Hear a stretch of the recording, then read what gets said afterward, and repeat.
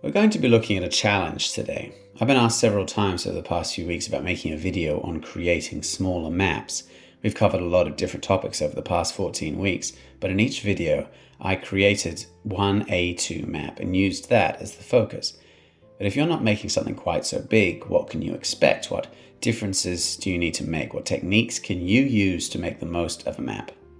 Welcome, adventurers, to this week's topic, how to map for your world.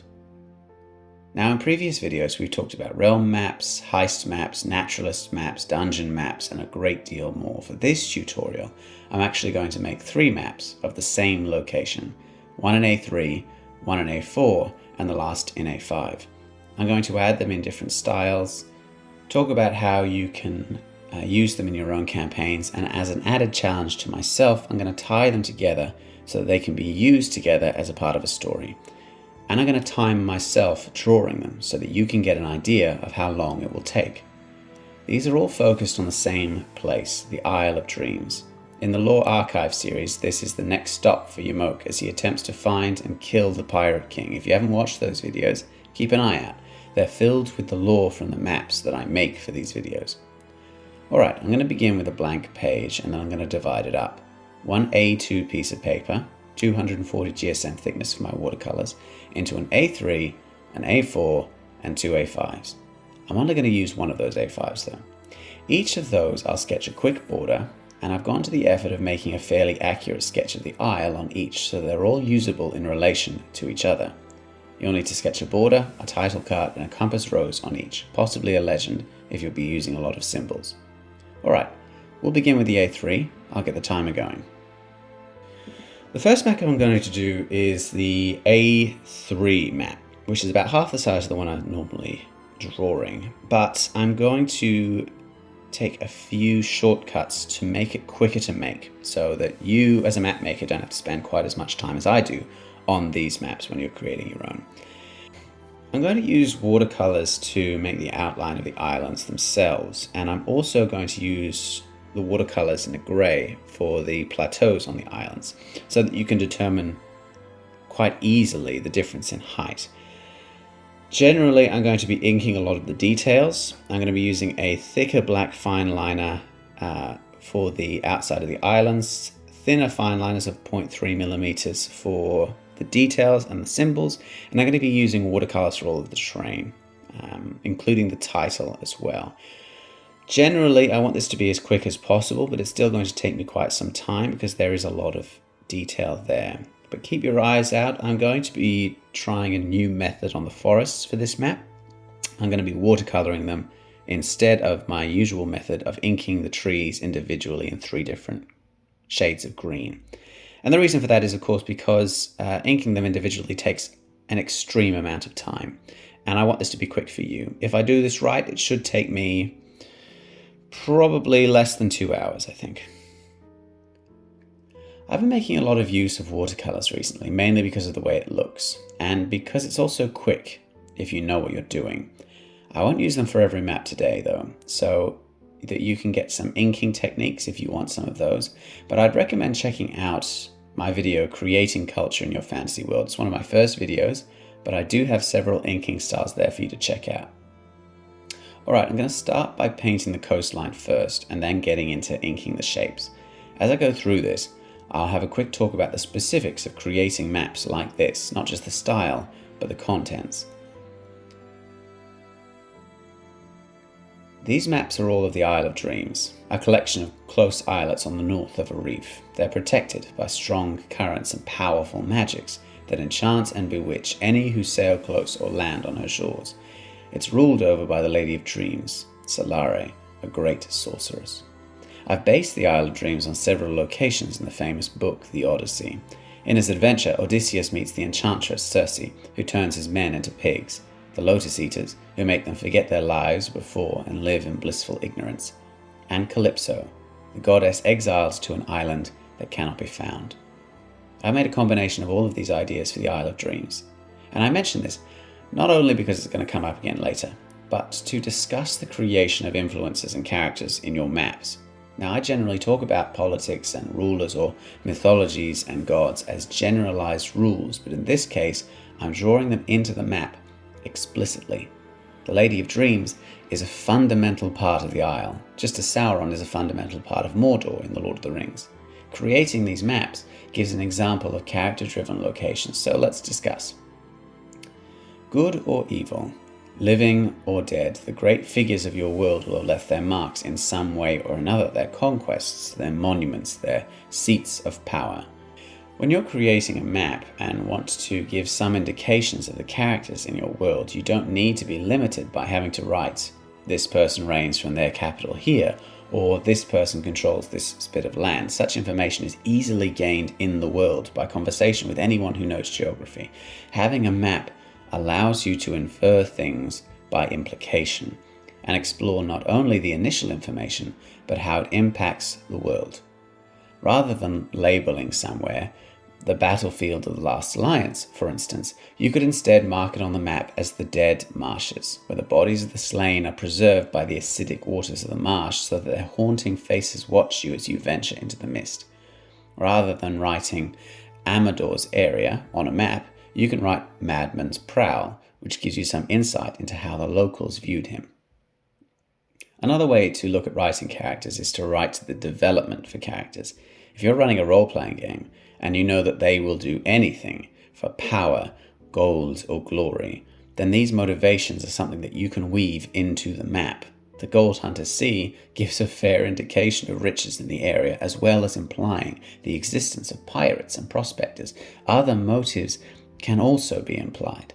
They don't necessarily need to be the motivations that your characters have to pursue themselves, but putting them into your map gives you the option of using them later. They are promises of contents and boundaries that add to the moral landscape. I try to create memorable places in the maps that I make, both for these videos and for my own writings and worlds. Almost all of the videos that I've done at this point have delved into some way that you can make your worlds more detailed, more navigable, more interesting, and these traits will make them memorable. Now, I won't waste your time by going over the basics that I covered in other videos, because at this point I've spoken for a grand total of about 6 hours on this topic. So instead, I'll go over the questions that I've asked myself as I've made this particular map, so you can apply them to your own. What's the main danger? The secondary obstacles, the environmental complication. Because right off the bat, this map is focused on the Lady of the Isle. Her manse is very obvious. It's difficult to get to, but visible from a distance, and there are several allusions to her across the Isle. The secondary obstacles are all over the place. Her subjects inhabit heartbreak, and the other lost, shipwrecked sailors inhabiting the Isle and various villages and the March of the Everlost will present issues to exploration. The environmental complication is that the Isle's purpose is to enchant and bewitch you. Now, these are all very explicit examples, and yours don't have to be, but it does make for a memorable location. Thinking of other very memorable locations in fictional worlds will also lend themselves to this train of thought. Think through those 3 layers of conflict: main danger, secondary obstacle, environmental complication. Next question: what are the intentional plot points, the waypoints, and the contingencies? In my case, the big plot points are 3. The Lady's Manse, where you'll find the lady herself; the Moor, where you'll find the vault of the Pirate King; and the Smoker's Watch, where you can gather more information about Amador's Smoke Eye. These are my intentional plot points. Maps have these inbuilt. They are where you want your characters to go.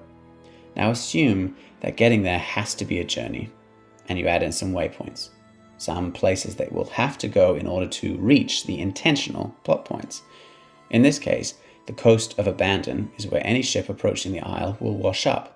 Heartbreak Village is at the foot of the stairs leading to the manse, and the Fields of Forgetting lie just beyond. These waypoints give you the opportunity to put some filling into that adventure. They are purposely designed to be obstacles as well as locations. Lastly, you add in the contingencies. Now, they're your contingencies and not the characters. You have determined where you want your characters to go, and now you have to plan for when they don't want to go there. So you follow the same steps as before, and you make false leads. The March of the Everlost is not important to the plot, but you have to pass through the Moondrink territory to get there. A false plot point and a false waypoint. What have you hidden in the map that they could pursue or ask about. Always keep something up your sleeve, even if you don't know if it's going to be useful or not. This is partly covered by the contingencies, but you know what is going to happen, and your characters do not. Hiding something important in the map, some implication of consequences or secrets, gives you an advantage when it comes to storytelling. So what have you hidden? I've hidden that Amador stayed here for long enough to establish an area as just his own, that the lady fell in love with him, even though he was obviously a madman, that she tried everything she could to enchant him and make him forget the world outside, up to and including shrouding the entire island and creating illusions of the sun and the moon to fool his awareness of time, and that it didn't work. The clues are in there, if you look hard enough. This collection of maps was honestly a delight to create because it gave me the opportunity to really explore the options for immersing players or readers into the world. Because we have 3 different maps with 3 different styles, and when I write the lore I'll have 3 different accounts written on them, I can really flex some world building muscles. Maps are an excellent immersion tool. If you only ever use them on screens or print off A4 versions from your home printer, I would recommend getting your hands on a large copy that you can roll out, write on, plan your adventures on. Words don't do the feeling justice when you can use a map as an immersion tool. In this case, if you have all 3 as physical copies, they all tie together. They're not just a navigational tool, but a puzzle that your players have to solve. I'd be the first to say that the last of these 3 maps, which will be the painting of a bird with some text, would be difficult to see as a map without any assistance. But when you place it next to a complete map, not only will it take shape, but it will contain more significant information than the larger map. Exploration is the primary purpose of a map. Although in saying that, it is important to note that an area that is unexplored will not have a map made of it, but your players will not have been there. They can use the map to plan out their journeys, measure distances, understand the political and social landscape. In war campaigns, maps can be used to predict troop movements. For traders, they're used to find safe and profitable passage. But no map will contain every detail that your players need to remember. They'll need to write their notes down somewhere. In our recent video, How to Draw a Treasure Map, I talked about NPC notes on maps, but players can do the same thing. Now, 2 of these 3 maps can be used for purposeful navigation, which isn't a bad ratio, but that's not the only purpose that a map can have. These 3 maps together get gradually more plot relevant as they continue, but more and more cryptic each time. That, alas, is the side effect of plot relevance. The more significant the information, the more cryptic it is. Otherwise, anyone could read it. Which is why I'm such a fan of doing these 3 maps, why I'm enjoying it so much. A standard map is informative, which by its nature is a dispassionate purpose. But being able to layer the information creates an air of intrigue. It allows me to code some of the information that I have to try to hide in plain sight in the more straightforward maps. For instance, I've left a couple of clues on the main map about the plot points on the Isle. The Coast of Abandon is where the sailors wrecked on the Isle have abandoned their boats and run ashore. The Fields of Forgetting are where the lady's servants grow the flowers that they use to impose amnesia on their guests. And the Smoker's Watch on Madman's Prow was once Amador's Smoke Eye's haunt. These are all implied clues, which could easily be missed. But the smallest map goes into much more explicit detail, saying that the Isle is a bird. In its eye, it can see many a man whose sight was clouded by smoke. A riddle, yes, but much more explicit than the first 2 maps. Alright, we started on the second map, which is the A4 map. Obviously, this is a great deal smaller than the maps that I normally create, and I'm going to have to find some way to squeeze in as much detail as possible whilst making it easy to read. The reason that I don't draw maps in A2 and then scale them down to A4 is because at that point it becomes fairly unreadable. You want your maps to be easy to digest for your players. Because they aren't real world locations, your priority should not be on squeezing as much detail in as possible, because not all of that detail will be used by your players. What you want to do is give the illusion of detail rather than the presence of detail. So in this case, what I'm going to do is I'm going to make it entirely inked, because that's going to save you time in the long run. You can see how I do it. I'm going to use 3 shades of ink so that it is easy to read. I'm only going to use black, red, and blue. I'm going to use red for the important plot points, the lady's manse, the villages around the isle, the title, and the compass. And everything else will be in black or blue. Blue, of course, gives the watercolour, so you can see the outline of the island at a great distance and with incredible ease. And all of the titles that aren't particularly plot significant will be in black. And I'm just going to change up the size and font of the text so that they're easy to read. I'm going to do in a few symbols as well in a 0.05mm pen. So that you can get an idea of what these landmarks look like from a distance. But overall, it's just a very simple map. It will contain the bare basic details. And the benefit of it is that it has a fair amount of white space in which you can have your players draw in details and notes later on as they discover things. All right, let's have a chat about what to include in these maps. Now, these maps are a fair bit smaller than the ones that I usually make, and therefore contain less detail than I generally squeeze in. So here are some quick questions about making sure that you have enough detail in there that you can use later on. Obviously, you need to include all the important landmarks and terrains. I won't even bother going through those. If you want example lists of those, you can check out my earlier videos, or you can just read a map. These are the details that you may need as a writer rather than just as a cartographer. How does the map point to the plot? It's the first question and the most significant. The implied question is, of course, does it point to the plot explicitly enough? You can do this in a number of ways, simply by titling, as I've done here, with so many foreboding names like the Lady's Manse or Heartbreak Village or the March of the Everlost. Everything about the Isle of Dreams implies bliss and forgetfulness.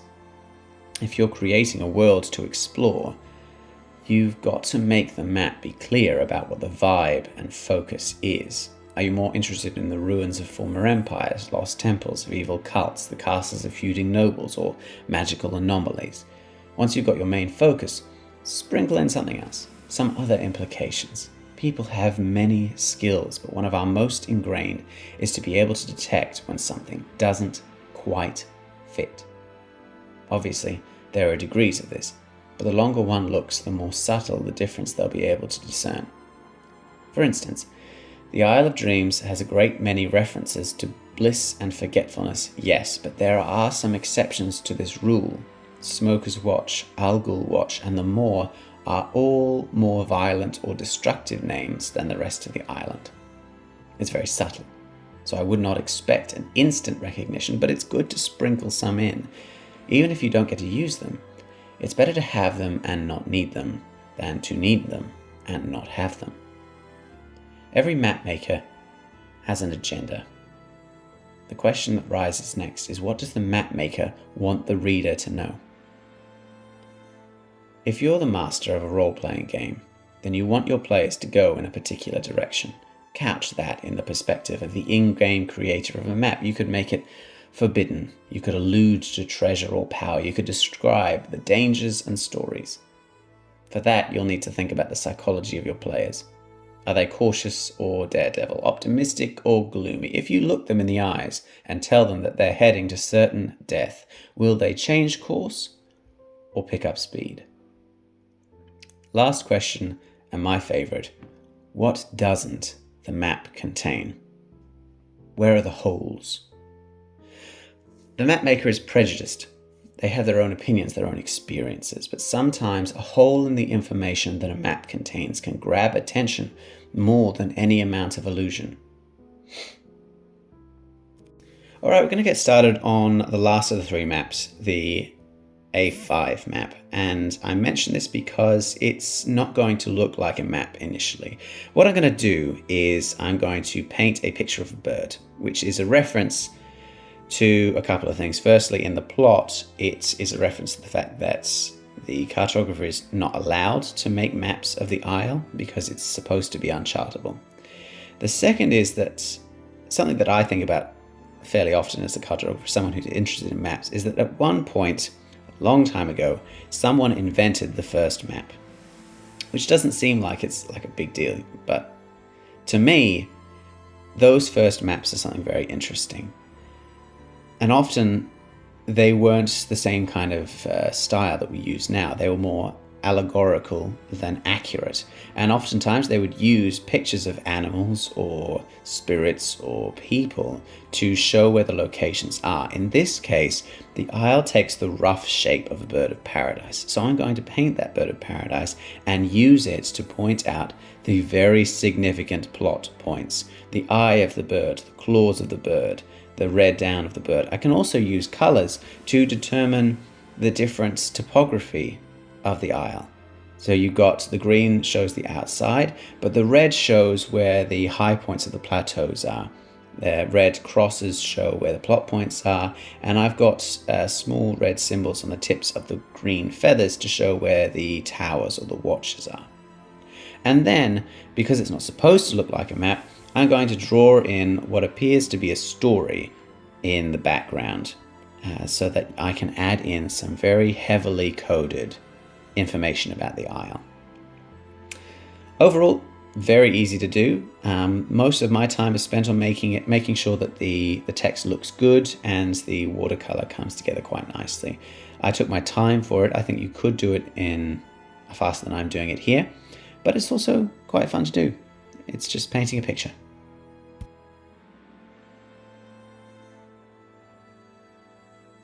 Finally, we get to the part where we connect this to the larger story of this arc.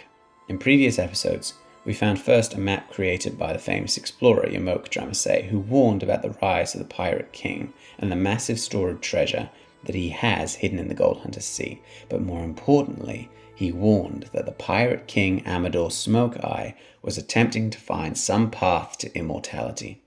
Unsatisfied with the conquests and the taste of bloodshed that he had already wrought on the world, he wishes to find some way to become deathless and rule the seas forever. Yamok followed him in an attempt to stop him, but fell far behind. He was captured by pirates and taken to their capital, the moving City of Ships, where he found that few remembered or had met Amador Smoke-Eye. Putting this mystery to one side, he decided to seek help in tracking Amador down by appealing to the sorceress Solare on the Isle of Dreams. Now, these maps can be found scattered around the isle. The smallest map can be found anywhere on the isle, as it does not need to be hidden. But the larger two maps were forbidden by the lady, who had made an agreement to keep the isle's location secret from everyone. The second map can be found at Smoker's Watch, the tower on the north side that Amador used to haunt when visiting the isle, and the first can be found in the moor, where Amador has hidden his vault. Each map contains a part of Yamok's account on the isle, but the important information can be found easily. That Amador's treasure vault is hidden in the center of the isle under the dominion of the lady. And now we're done. We're finished. 3 maps, all of the same place, 1 watercolored, 1 inked, and 1 symbolic. I deliberately tried to make the process as quick as possible while keeping the quality of the finished product up. It took me 2 hours for the first, about an hour each for the second and the third. Overall, I'm fairly happy with how they turned out. I'm not a huge fan of the watercolored forests on the first map. I think they're clunkier than I like, but it was a lot quicker to do that than to ink out each tree individually, which is my normal method, so it does have that going for it. They've made a great story between the 3 of them. I'll be posting the Lore Archive episode about the Isle of Dreams later this week. Catch it on my channel and watch the others to catch up on the lore. I also post shorts of my time lapses, if you're into that, at a much higher speed than even this. I hope you enjoyed. If you have any questions, post them in the comments below and I'll try to get back to you as soon as you can. I hope this answers some of the questions about the smaller sizes of map and doing them fairly quickly. I'll be revisiting it occasionally with other kinds of map. I really liked the way that all of these work together, so I'll definitely use it again. Next week, we're going to be going into coded maps and how you can make puzzle maps for your players to figure out over the long term. In this case, it's the puzzle map to finding and using the keys to the Pirate King's vault, so keep your eyes open for that. Once again, thank you to all of my supporters. If you enjoyed, let me know. If you want to support the Red Quills, consider commissioning me. I need a new hard drive to store the raw footage for these videos, so any help is appreciated. Good luck, adventurers, and I'll see you out there.